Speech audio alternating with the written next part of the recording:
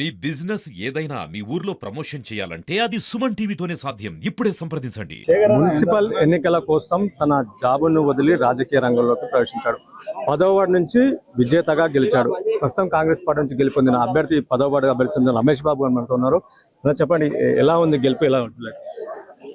గెలిపి ఎవరికైనా చాలా సంతోషాన్ని ఇస్తుంది. నేను కానిస్టేబుల్ ఉద్యోగాన్ని వదులుకొని వచ్చినప్పుడు నా ప్రజలు నన్ను ఆశీర్వదించి నన్ను 2వ స్థానంలో నిలబెట్టిండ్రు.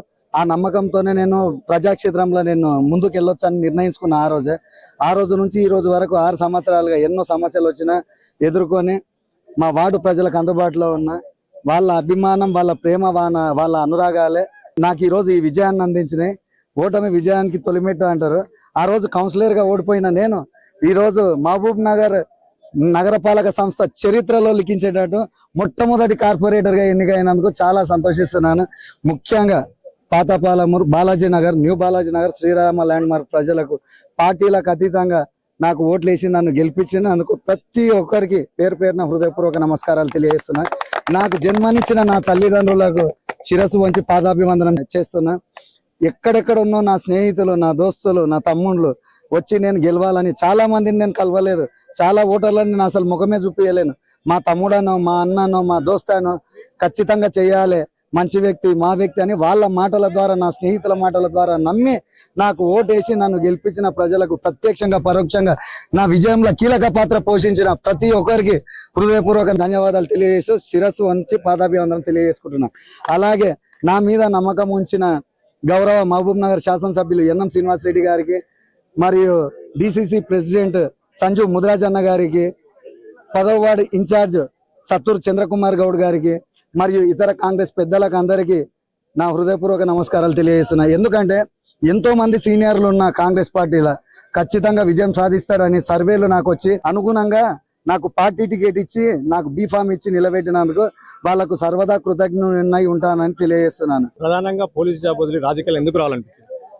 చిన్నప్పటి నుంచి నేను ప్రజల మధ్యలో ఉండాలని కోరుకునేవాడిని.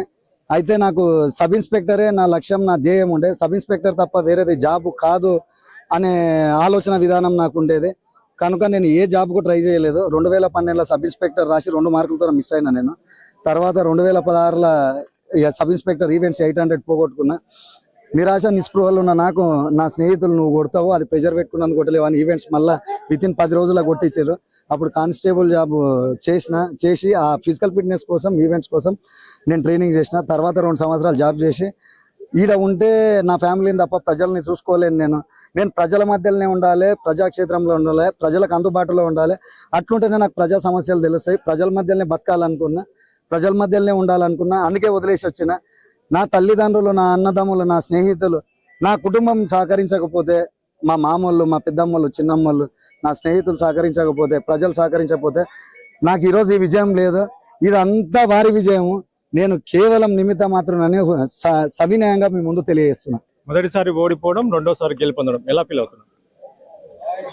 నేను ఎప్పుడు ఫలితంలో ఓడిపోయినా కానీ ప్రయత్నంలో ఎప్పుడు ఓడిపోలేదు. ఫలితంలో ఓడిపోవచ్చు, ప్రయత్నంలో ఓడిపోవద్దు అనేదే నా ఆకాంక్ష, నా కోరిక బలంగా ఉంటుంది. అది నేను ఎప్పుడైనా ప్రయత్నిస్తూనే ఉంటా. విజయం అందుకోలేకపోవచ్చు కానీ విజయానికి ఆరాట పడుతూనే ఉంటా. అదే ఈ రోజుకి దారి తీసింది, విజయంగా నిలబెట్టింది నన్ను.